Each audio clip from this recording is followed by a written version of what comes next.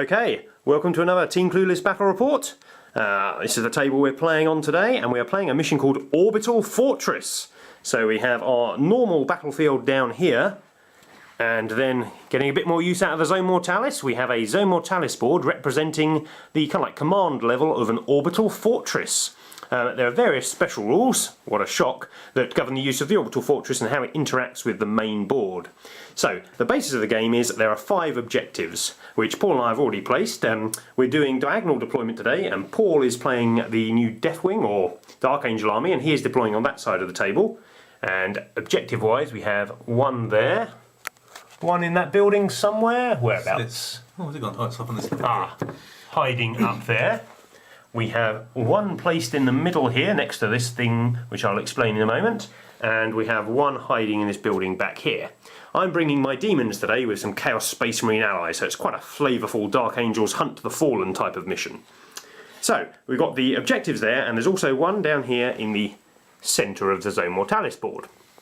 The Zone Mortalis board for today has special rules that mean you can deep strike safely on there because, let's face it, scattering of all these massively thick walls is pretty deadly. So deep strike safely on there as long as you don't come within 6 inches of an opponent model. That's basically to stop us deep striking down and flamering entire squads and such. Other things that are in the Zone Mortalis we have over here is a targeting computer. If you have an unengaged model next to the targeting computer at the end of one of your opponent's turns, you then get to make an orbital strike attack on the main board using the rules under the Space Marine Chapter Commander from the Space Marine Codex, which is basically a Strength 10 large blast attack that scatters quite a lot. So controlling that is quite useful. On the other side of the board we have a teleport pad. Again, it may look like a coaster, but imagine it's a teleport pad. Maybe I'll paint a coaster at some point. If you control this console here, then you get to, at the end of your opponent's turn, this is, if you control it, you get to pick up any one of your units from either board and deep strike them back onto either board. So kind of like a teleporter from Star Trek. And on the main board we have a teleport pad. If you have a unit occupying it at the end of your opponent's turn, that unit gets to, if it wishes, relocate onto the corresponding teleport pad on the Zone Mortalis. So you've got various ways of moving between the two boards. Both of us knew that we were playing this mission before it started, so we've both chosen armies with quite a lot of deep strikers and such, so we can take advantage of the two boards. Okay, let's go on to our armies.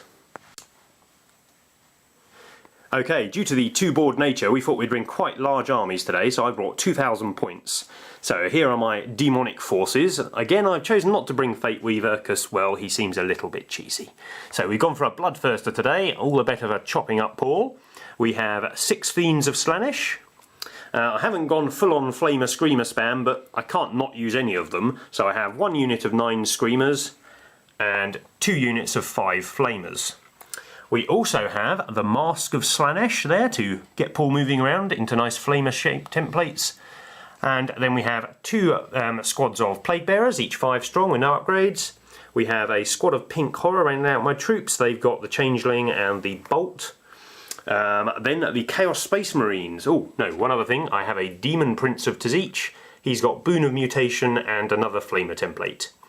So, onto my Chaos Space Marine force. I am led by Huron Blackheart. It's not the normal model because I hate the normal model, but it's a close approximation. He is leading a squad of normal Space Marines armed with a couple of plasma guns, no other upgrades, keep them cheap. We have a squad of 20 cultists, they're all armed with auto guns, and I think there are a couple of heavy stubbers in there. And finally I have 2 obliterators who are going to deep strike down. They are followers of Nurgle for the extra toughness. Okay, I'm trying out the Dark Angels for the first time today, and who better to kick us off than Azrael himself.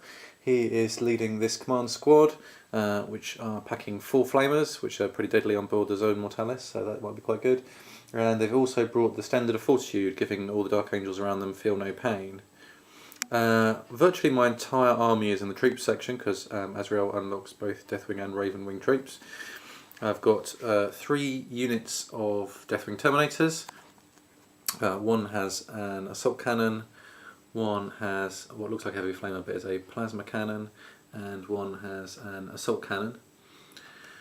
We have a unit of tactical marines which have got a flak missile launcher and a flamer with them, and they have a razorback with an assault cannon, twin-linked assault cannon.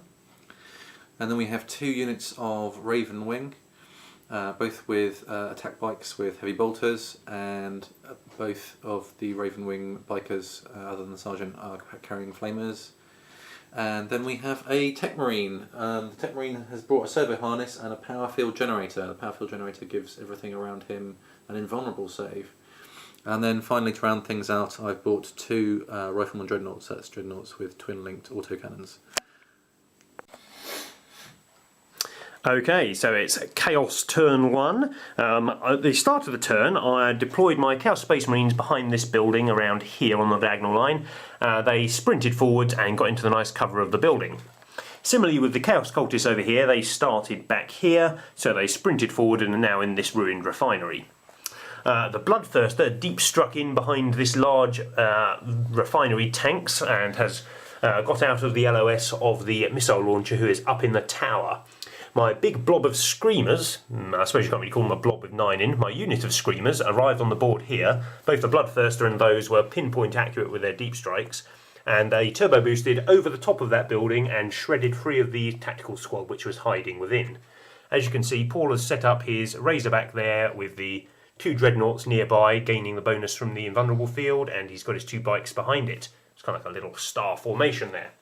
So that's the main table, not a whole lot of action this turn. I did get my preferred wave, by the way. So, over on the little table, the Demon Prince deep struck in. If you remember that as long as you don't appear within 6 inches of an enemy, you get to deep strike with pinpoint accuracy onto this board. So the Demon Prince deep struck in and has taken over the targeting computer with the Orbital Strike Relay. The Fiends deep struck in into this nice bit back here and spread out a little, just in case Paul comes nearby and wants to template me. The Flamers, well, they came down here, which is 6 inches away exactly from their closest model, to the edge of Paul's command squad, which was the only squad that he placed on the main board. They've obviously got Azrael in there, so they've got a 4+ invulnerable save, and they've also got the standard in there, giving them a 5+ feel no pain. I put the Flamers down there, and I got 3 of them in range to hit 2 of his Space Marines, so 6 hits with the Flamers. I was hoping to deal 3 wounds so I could get to the standard, which is the 3rd closest model. Fortunately, Paul made a couple of his saves and I only killed 2 of them. Thus the standard survived by the skin of his teeth. Okay, that's the situation at the end of my turn 1. Okay, Dark Angels turn 2. Over on the main board we had one of our Deathwing squads teleport in off the Raven Wings teleport homer. The 2 Dreadnoughts shot their shots at the Bloodthirster. We managed to ding it for a wound. We hit it twice, but it managed to survive both of its grounding tests, so it's taken a wound and is still otherwise in the air. Everything else had decided we really needed to do something about these 9 Screamers, so we turned around and fired everything into it. Cyclones, Stormbolters, missiles from the tactical squad up here, heavy bolters, assault cannons, the lot. We managed to whittle down 6 of them, which was really good, pretty much above expectations. But we haven't touched all these things that are advancing over towards us. Meanwhile, up in orbit, we had the other 2 Deathwing squads teleporting in. This squad with a plasma cannon teleported in and fired up at the Flamers. And this one with the assault cannon opened fire on the Fiends. This squad didn't do very well at all. We managed to do a grand total of 1 wounds to the Fiends, and that was the turn we were twin linked.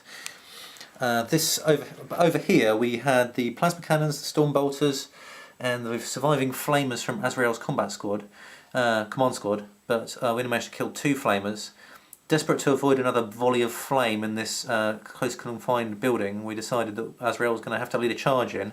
It's pretty risky because we needed to run probably 6 or maybe 8 inches depending on the number of casualties we took. Luckily we only took 1 casualty, so we only needed 6 inches, but then I rolled an 11 anyway. Azrael charged in and chopped them all up in a single sweep.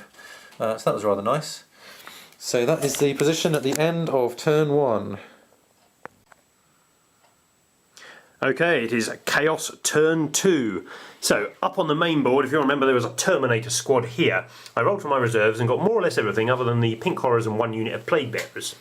So, what's her name? The Mask of Slaanesh came down there, and the 2 Obliterators managed to deep strike there. I'd gone for a bit further back, but because they're not demons, they actually get to scatter. So she used her pavine. She was attempting to turn the dreadnought round so his back armour was facing my plasma gun marines down here. But unfortunately she missed him, but I fired twice at the Terminators just to make sure I'd get to move them, and they marched round the corner here into a nice square formation out of range of the power field, thus reducing their saves by some. The Obliterators then fired in, the 2 plasma cannon shots managed to kill 4 of them, and the Bloodthirster duly obliged by walking in and thumping the last one on the head with his axe. These guys over here shuffled forward and took pot shots at the bike over there. Didn't do anything, what a shock. What else happened? The Marines here, they all fired back at the other bike over there. Unfortunately, I only did 1 wound to him. Paul was pretty good with their power field saves. That power field has been really good so far this game, as you're about to see. 3 Screamers charged in into the side of this Rhino. I got 10 penetrating hits, but Paul made 8 of his saves, so I only removed a weapon and immobilised it, which takes it pretty much out of the fight, but I really wanted to get the Tech Marine and his squad out of that Razorback. Is there a squad in there, in fact? There's half a tank. Yeah, there is a squad in there. The other Marines are still up in the tower. On the other board, I deep struck in some flamers, and we had our rule, you have to go out 6 inches away, so we couldn't use flamers brilliantly, but I think we're going to have to extend that rule in future games that use similar rules, because even though I was 6 inches away with my closest models, I still managed to clip enough of his squad with my 3 front flamers to wipe out the entire unit. I mean, obviously, using Zone Mortalis, if those of you know, all flame weapons get to get the Shred special rule inside due to the confines you're playing in. So all flame weapons become extra powerful, and they just proved a bit too powerful in here. So that squad got wiped out. The Fiends charged around the corner and assaulted into the Terminators. Paul managed to kill 1 of my Fiends, I managed to kill 2 of his Terminators. It was a drawn combat in the end. Over here, the Demon Prince charged in. He attempted to turn Azrael into a Chaos Spawn, but failed. He unleashed his flame weapon, managed to melt the last remaining Flamer Space Marine, and then assaulted in. Azrael fired off his Snapfire Plasma Gun and got 2 hits on me, but I managed to make both my saves, and then I challenged him to combat. We both inflicted a couple of wounds, but all our invulnerable saves were pretty good this round, so no wounds done. It's a drawn combat. That was the end of my turn. Okay, Dark Angel turn 2. Things are going pretty badly on the orbital station. The Fiends were locked in close combat with the last remaining Terminator squad, which was promptly wiped out. Azrael and this Demon Prince, who may, I guess, be a member of the Fallen, we don't know, is locked in a Titanic. They're locked in a Titanic combat. They're really evenly matched. This time, Azrael didn't manage to do any wounds to the Demon Prince, but the Demon Prince did 1 back. Who will come out victorious? We'll find out. Meanwhile, back on the planet, things are looking really grim. I only got 1 of my Ravenwing squads. They came on and flamed a few cultists and then failed to charge them. The Bloodthirster found himself on the ground, so he got shot up by a load of autocannons and the attack bike's heavy weapon, which managed to do 2 more wounds. So there's only 1 more wound left on the Bloodthirster. The Tech Marine and his tactical friends had to get out of their Razorback in order to take care of those Screamers, and foolishly I decided I'd try and hold up the mask by charging an attack bike in to hold her up, and she promptly murdered it. So that was not so great. So we're kind of locked in this tiny little corner of the board here, and everything else belongs to Chaos. Okay, it is Demon turn 3. This turn I only had the pink horrors come in, and I'll get to them in a moment. Over on this board, because I controlled the teleport control panel at the end of Paul's last turn, I got to deep strike the Fiends from here and put them back on the other board. So I'll show you where they are landed up in a sec. The Demon Prince and Azrael continued their mighty combat. The Demon Prince got a couple of wounds on, but Azrael's power field, or his silly little helmet that's carried by that little hooded dude, saved him, and then he managed to bypass Tzitz's blessing and inflict 2 wounds on my poor Demon Prince. So Azrael is now 1 wound up in that combat. It could go either way. Up on the big table, as you can see, the Fiends have arrived here and spread out a little bit, waiting to go either way, depending where some more bikers come on. These guys, the cultists, they spread out a bit so they couldn't be flamed quite so badly, and they all opened fire with all their autoguns at the bikers, managing to reduce their number by 1. And it was a flamer, bonus. Over here, the pink horrors came in, reasonably pinpoint accuracy, shot the dreadnought in the back and managed to blow it up. That's quite useful. The Bloodthirster, he went for a charge on the squad of Space Marines that were here. Paul managed to get a couple of hits on me and a couple of wounds on me when I charged in. I only had one wound left, but I managed to make both my saves, and then I challenged his unit. The sergeant stepped forward and was promptly cut in half by my giant axe. These Space Marines over here, led by my Huron Blackheart stand-in, ran towards the Dreadnought, and Huron cut it in half with his massive great claw. The two obliterators over here, they fired and took out a couple of the Space Marines in that squad before the Bloodthirster went in. And little Pavine lady, she managed to turn around that Dreadnought, and she missed her other two shots, which was a bit annoying. But she managed to turn it around so I didn't get quite so many snapfire shots on me as I charged in. So that's the end of my turn 3. Turn 3 for the Dark Angels. So unfortunately my second Raven Wing came on this table edge, so they don't have a lot to do. They fired their bolters at the Plague Bearers and killed 2 of them, which was quite nice. This part of my Raven Wing squad, or the other Raven Wing squad, fired at the cultists, killed another 2 of them, charged, and for the second time in a row failed to get what they needed in order to charge. What else did we do? Oh, of course. Over here, the Bloodthirster was menacing my poor Tech Marine, which I think is most unfair. I'll need to... I haven't consolidated these guys, I'll do that in a sec. The Tech Marine decided now the Bloodthirster wasn't charging and the Sergeant was paced, he'd better step up and save the rest of the squad. So he went in, threw a crack grenade, readied his Power Fist, but the Demon died to the crack grenade, so he didn't need his Power Fist. That was quite nice. Over here, we've got the attack bike and the remains of this tactical squad trying to take on the Pink Horrors. Unfortunately, the attack bike had a bit of a funny turn and shot this Tech Marine. Oh, hang on. Was I even allowed to charge in that? If I'd shot your tactical Marine? Shot my tech? No, you weren't allowed to charge, no. So, yeah, okay, so... excuse us a minute. Right, so... what happened over here was the bike tried to shoot the Pink Horrors but ended up shooting the tactical Marines because of this changeling guy. It wasn't because of changeling, it's because that biker is one member of the Fallen. That's quite possible. So that left this biker, this tactical Marine, with a very difficult decision. Does he crack missile the bike or does he shoot frag into the Pink Horrors? In the end, he decided to miss the Pink Horrors. Leadership check for your dude, though. Oh yes, he's up there. He's up there on his own, surrounded by... An exciting on-camera leadership check. He's okay. Okay, so I think that's pretty much everything that happened over there. So meanwhile, back up in space, the Flamers are still controlling the teleport pad. I'm not very happy about that. And the Demon Prince managed to even the score with Azrael this round. They've both now taken 2 wounds, 2 to go. Still anybody's game. Okay, it's Demon turn 4. So, first thing that happened because I am in control of the teleport terminal there, the poor squad of Plague Bearers that were down here, I teleported them up and deep struck them down here to control that objective in the centre of the Zone Mortalis. I then rolled for my reserves and got a second Plague Bearer squad on. I decided to place them in the same place because they obviously had more numbers to take this objective here. Unfortunately, for the first time today, I rolled a scatter and a 10 and off the board they went. And as always happens, I rolled a 1 and they've all been devoured. So that leaves me a little short on troop choices. So these fiends here, they galloped sideways and are moving over there to deal with the bikes who are scoring. Over here, Huron Blackheart rolled his random psychic power and got Misfortune, which I cast on the 2 Ravenwing bikes. I then opened up with 30 shots from the cultist squad and did nothing, obviously. But then he and his squad opened up with their plasma guns and managed to kill both the bikes, thanks to the Misfortune. The Pink Horrors stepped back, spread out a bit, and shot the shit out of the attack bike, managing to kill him. Pavine Lady, the mask, she managed to cast her Pavine and bunched up the Tech Marine and his friends, and also moved the rocket launcher backwards so he had less advantageous firing positions.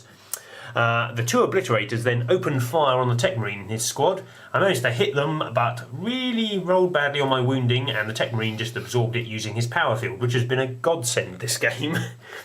Then what happened? Then the Pavine Lady decided she would charge. Yeah, it's the new name, I can never remember the mask, other than just then.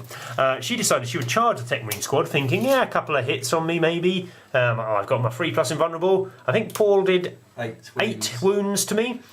I obviously died. So both of his attack bike and my Pavina lady have both died in charging when they really shouldn't have done. So on this table, it's not looking so bad. I've still got my Chaos Space Marine stuff, which can hold objectives, but Paul has his Tech Marine and squad left, who are actually pretty dangerous, because they've still got 2 Flamers and a Plasma in there, and he's got his 2-up armour save, which is pretty good in combat, and he's still got a troop choice up there. So over to the rest of the other table, we had our ongoing combat, and you will notice somebody is missing. The Demon Prince swung at Paul, but he made his saves again, and then he swung back and cut me in half. My saves were not with me here. So he is free to menace this table, which isn't good. I still have my Flamers over there, which are pretty deadly, but it's probably going to be a bit of a game of cat and mouse to see who gets to assault and attack whom. Let's see what happens.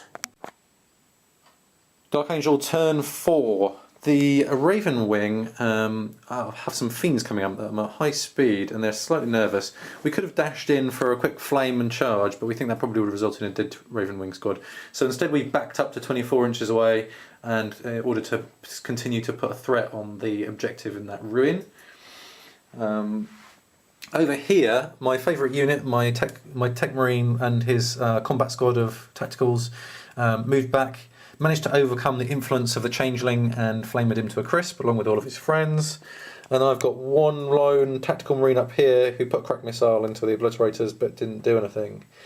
So,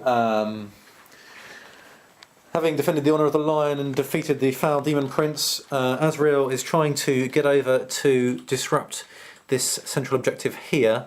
Unfortunately, he's got that band of flamers coming in again. So he's going to have to weather the storm fighting those flamers, which doesn't look great, before he can do any more good. But it was either that or hang back here and not do anything.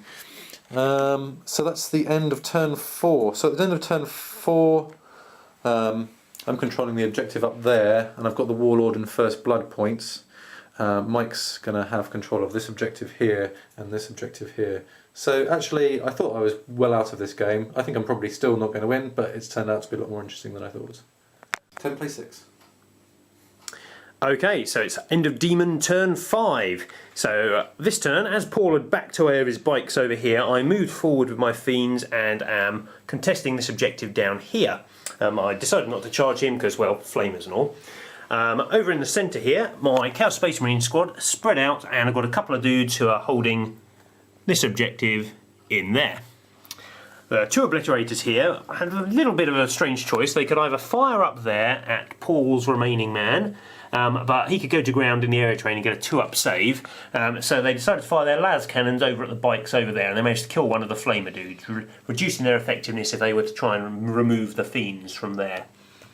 The cultists here move forward and have taken this central objective, and the cultists and this Chaos Space Marine squad and Huron Blackheart over here, who had broken off from his squad, all fired their shots into the Tech Marine squad and his 2 dudes. We managed to kill the 2 dudes, and then Huron declared a charge and ran screaming at the poor Tech Marine. Poor Tech Marine unfortunately got hot on his plasma pistol and failed his 2+ armour save and burned himself to death just as Huron reached him. One day I'll get a challenge and get to roll on that nice table. Over on the little table, on the Zone Mortalis, Azrael had moved forward with his evil banner bearer of doom. That's what I like to call it anyway. So the flamers all jumped over there, didn't take any wounds from using their jump packs in the Zone Mortalis, and surrounded the pair of them. They unloaded with their flamers, getting 10 hits on them, and I think I did 8 wounds or something. Yeah, quite a lot of wounds, but with the combination of the invulnerable save from Azrael and the feel no pain from the banner, Azrael managed to survive. He'd taken 1 more wound, so he's only on 1 wound left, but he can't really get past the flamers to get to the plague bearers over here who are holding this objective. So at the end of my turn, which could be my last turn of the game, I'm holding that objective there, I am holding the central objective, and I'm holding that objective there. The only one of the secondaries I've got is the fact that I'm in Paul's deployment zone with old Huron Blackheart over there. Whereas Paul doesn't have any objectives on the main table other than the big one. The one up in the tower there. And he has got all 3 secondaries. So at the moment it is 10 victory points to me, 6 victory points to Paul. But it could all change, because he could remove me from down here, and you never know, Azrael might be able to fight his way through and contest the objective down there. Let's see. Dark Angel turn 5, and we really are using desperation tactics. I worked out that the only way I could get even a draw, and which would be 9 victory points apiece, was if my tactical marine moved up to the window, fired a crack missile into Hron and instant killed him, getting him out of my deployment zone. These 2 bikes managed to kill at least 2 fiends in order to take that objective. Then that would give me the draw. As it happened, he missed, and those managed to do 1 wound rather than the 4 that they required. In the meantime, up in space, Azrael is now desperately trying to get away from Flamer-based death and head over towards the console to fire some orbital strikes down on the Chaos Space Marine deployments. The game ended on a 1 or a 2, but that didn't come up, so we'll be having a turn 6, which I expect to be wiped off the board. So it is Demon turn 6. Let's see what happened. So the Fiends over here, they charged in at the Bikers, and you can see the Bikers are no more. 30 attacks from the Fiends at the 2 Bikers. Over here, I just consolidated onto these 2 objectives with my squads, and the Obliterators turned their arms into assault cannons and managed to kill the dude who was up there, removing Paul from that objective. Over here, so there was only Azrael left on the board. The Flamers leapt forward and managed to all hit their templates onto Azrael. They didn't wound very well though, even with the reroll from being in the zone mortalis, and I only got 1 wound through his invulnerable save. He then had his feel no pain from his magic armour that Paul insists he must have, and he made his 6+ feel no pain for that. So then I had to charge into close combat with my Flamers. Azrael managed to pick one off as they charged in, but then I landed blows upon blows on his Artificer armour, and he failed to save in the end, and that was the end of the game. I've actually realised I'm not tabled because that Razorback's technically not dead. That is true. So my turn, my Razorback sits there. We fought Paul's table, but actually he's not. I've got a Razorback with 1 structure point and no weapons and immobilised. Yeah, we've been ignoring it since turn 2. So that's that dude there. So, story of the mission. I mean, I enjoyed the mission. I think the one issue we had was that the Flamers are a bit too good over on this board. Yeah. I mean, we decided that you couldn't deep strike within 6 inches of an enemy, which was in an attempt to reduce the effectiveness of Flamers, but we found out that a flame template is actually 8 inches long, and even though that's only 2 inches with which to cover a squad, because our squads are deep striking onto the board, they're all bunched up, so we think next time we're going to have to extend that to 7 or 8 inches. It's not very many armies that can field that many. 2 Flamers. I mean, I didn't want that exclusion zone around the units to be too big, because obviously the board's not too big, but luckily Forge World have just released some more Zone Mortalis board sections, so I shall be able to get another couple to fill out the size of this table, which will give us a bit more space to play on, which would be good. Other than that, I enjoyed the 2 special things here, although we didn't actually use the orbital strike thing. I could have turn 1, but Paul had an invulnerable save on most of his army. But the teleport around thing I used a couple of times to good effect, which was really useful. Really good. That was the one I most wanted to make use of. Yeah, me too. So what do you think of the new army, Paul? This is your first outing with the Dark Angel book? Yeah, I really enjoyed it. I really like having a ridiculous number of scoring units. I managed to get 9 scoring units. Yeah, 9 scoring. It was ridiculous. Every unit he fielded, more or less, other than the command squad, I think. Yeah, and the 2 dreadnoughts. Yeah. Everything was scoring. And I really enjoyed using bikes. I hadn't really used Space Marine bikes before, only Eldar jet bikes. That's good. I really liked the Tech Marine. He was an absolute hero. He was awesome. Is it the power field he's got? Power field generator, yeah. Power field generator was so good. I mean, more or less his entire army on this top board had a 4-up invulnerable save. So my Obliterators and my plasma guns all just seemed to be pitter-pattering off the 4+, which was just excellent for him. Yeah, it's really did feel a bit like playing Orcs with a custom force. Yeah, I mean the disadvantage is it gives it to every model within 3 inches, including your enemy, doesn't it? But yeah, but I'm playing a shooting army, so it doesn't really have. And also you're playing against demons who have all got invulnerable saves to start with, so yeah, it seemed a really good choice. The Terminators, your Terminators didn't exactly do what you wanted. Their twin linking on arriving wasn't as effective as you'd hoped. I was really I don't know. I misestimated the effectiveness they'd have. I thought they'd come down and then I'd be able to use a squad to kill the Flamers and a squad to at least put a good dent in the Fiends, and didn't do either of those things. No. Maybe I should have put all 3 Terminator squads on top, up in space. I don't know. Possibly. Yeah. My plan was that to take this board and then use the teleport thing to relocate stuff. Yeah. I wanted to continuously relocate Deathwing squads so I get the twin linked every round. I mean, obviously the Demons did have a slight advantage in this game of field due to the fact that all of my squads can deep strike, so I had the option of putting more on this board than you had. Certainly when my second wave came in I could reinforce here easier than you could. Yeah. But I'd taken obviously some Chaos Space Marines as well. It's my second outing with the Chaos Space Marine allies, and first time I played, you may have seen the video, I overloaded a little on my squad upgrades. I think my 10 Space Marines in the last game cost twice what they did in this game, and I really liked them in this game. They were quite solid. They put out some plasma shots. Huron Blackheart was quite useful with his random psychic powers. Yeah. They just seemed much better, and I think I spent 600 points on my Chaos Space Marine allies, and I got 2 scoring units which scored at the end of the game, and that's something the Demon Codex really lacks. Huron Blackheart was really useful, and the 2 Obliterators were fantastic. They just put fire wherever you want them. I mean, it seems a bit pointless shooting at the Obliterators, because... Unless you've got some OP2 to fire back at. Yeah, that's it. I mean, they're just so hardy. I really like them in the army. Yeah. I guess maybe if I'd had some plasma or something, but I really wanted to have quite a bit of flame. Yeah, you'd gone heavy flame, because plasma generally... Because we knew which armies we were each playing, so plasma's not that useful versus demons generally, because of all the invulnerable saves. It'd be interesting to try this mission again with 2 different armies which didn't have a strong deep strike capability. Yeah, that's it. Because then we'd have to set up on the Zone Mortalis board on foot and move through the Zone Mortalis board and try and meet each other. That's it, and as I say, I shall have another free Zone Mortalis section, so we can then have a 3 foot by 3 foot Zone Mortalis board, which I think could be a bit more interesting, because the problem with it at the moment is it's a little confined width-wise, so it's easy to manipulate or guess where your opponent is going to be moving through. Well, the way you set it up here, there isn't like a single pinch point. No, that's it. I did it so there were 2 paths through the middle basically. But I think if we had 9 by 9, there'll be an extra set of paths or an extra 2 set of paths to be able to move through. So it'll make it a lot less predictable what will happen on this board. Still, that's for another time. Thanks for watching.